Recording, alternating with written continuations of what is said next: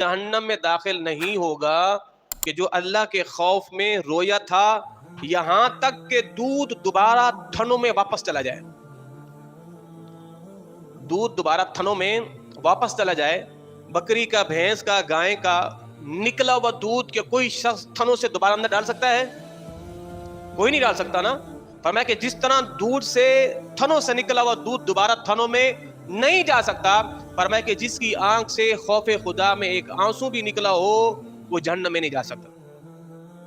अल्लाह की याद में रोया हो, फरमाया कि उसकी आंख से मक्खी के सर के बराबर भी आंसू निकला हो, फरमाया कि अल्लाह उस चेहरे को भी कभी जहन्नम में नहीं डालेगा। तूने फरमाया वो आंख जो अल्लाह के खौफ से रोती है जहन्नम को नहीं देखेगी, और ना वो आंख देखेगी कि जिस आंख ने जिहाद फी सबिल्लाह किया होगा।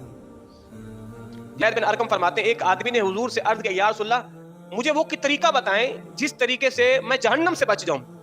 तो मेरे मदीने आका ने फरमाया, अपने आंखों के आंसू से तुम जहन्नम से बच सकते हो।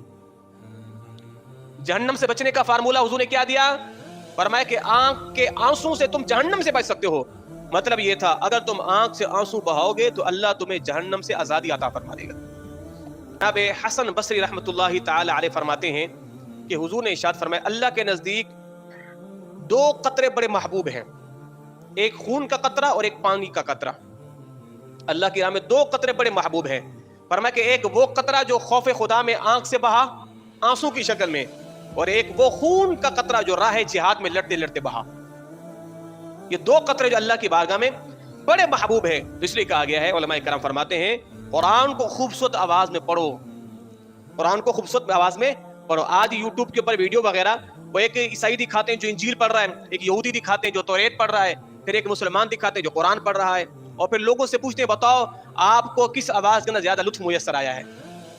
और ये हकीकत है, सारी किताबें अल्लाह की हैं, हर एक की अपनी शान है, मगर जो किताबुल्लाह की शान है पढ़ने के हवाले से, और जो अल्लाह ने इस उम्मत को बेहतरीन कारी अता फरमाए हैं, अल्लाह अकबर, ये सिर्फ हुजूर की उम्मत का ही खासा है, अल्लाह ने ऐसे किसी को अता नहीं फरमाया।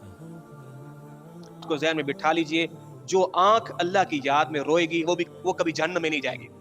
हुजूर ने क्या फरमाया? रोने वाली आंख जहन्नम में नहीं जा सकती, कि जिस तरह बकरी के थनों से निकला दूध अपने थनों में वापस नहीं जा सकता, रोने वाली आंख भी कभी जहन्नम में नहीं जा सकती, कभी भी नहीं जाएगी। खुदा को रोने वाले लोग बड़े पसंद हैं, उसको महबूब हैं वो लोग जो अल्लाह की याद में रोते हैं। तो अपने रब को रो रो के मनाया करें। हम तो न जाने, कभी सोच भी लिया करें, कभी सोच 70 साल जिंदगी आपकी, 50 साल जिंदगी, 40 साल, कभी एक रात भी ऐसी हमने निकाली, कभी बैठ के रब को मना ही लिया हो? कोई रात ऐसी है? हम रात को अपने मामलात में तो सारी रात बैठ के सोचे विचार करते हैं। तो मेरे भाइयों, एक पैगाम लेके जाओ आज के बाद, इस महफिल से, जुमे की इज्तिमा से जाने के बाद, अपनी जिंदगी में वक्तन फवक्तन एक ऐसी रात का मखसूस एहतिमाम और इंसराम किया करें, फकत अल्लाह को याद करके रोया करें, अल्लाह को याद करके। वो जिसे कहते हैं ना, अपने रब से अपने मामला शेयर किया करें, अपने दुखड़े सुनाया करें रब को, अपने दुखड़े सुनाया करें, हुआ करें रात के आखिरी पहर में उठ के रब को अपने सारे दुखड़े सुना दें, आपका गम हल्का हो जाएगा। लोग कहते हैं ना, आज बहुत से लोग डिप्रेशन का शिकार, कंधे भारी हैं, उलझने हैं, जिस्म के अंदर भारीपन है, हकीम तो नुस्खे देते ही देते, एक नुस्खा हम भी आपको दिए जा रहे हैं। जिस दिन आप दुनिया से उचाट हो जाए ना, दिल भर गया है यार, कोई चीज अच्छी नहीं लगती, जिंदगी से तंग आ गया हूं, तो लिख लीजिए मेरा फार्मूला, रात के एक पहर में उठ के बावुज़ू होके 2 रकात नमाज नफल 100 मरतबा मदनी आपके पे दुरूद पाक पढ़ लेना, और फिर अल्लाह का जिक्र करते करते रो लेना, जितना हो सके रो लेना। जब रो के खड़े हो जाओगे ना, ऐसा लगेगा जैसे हमारे जिस्म के ऊपर से गुनाहों के पहाड़ों का बोझ हट चुका है। तो जिस्म का भारी रहना ये गुनाहों का बोझ है मेरे भाई, कंधों का भारी रहना ये गुनाहों का बोझ है, सर का भारी रहना ये गुनाहों का बोझ है, आंखों के सामने अंधेरे का रहना ये गुनाहों का बोझ है। गुनाहों के बोझ को हल्का कीजिए, और फिर देखें आप अपने आप को जो है वो हल्का फील करेंगे। अल्लाह अकबर। अल्लाह हम सबों को अपनी याद में रोने वाला बनाए। परवरदिगार हम सबों की बख्शिश और मग़फ़िरत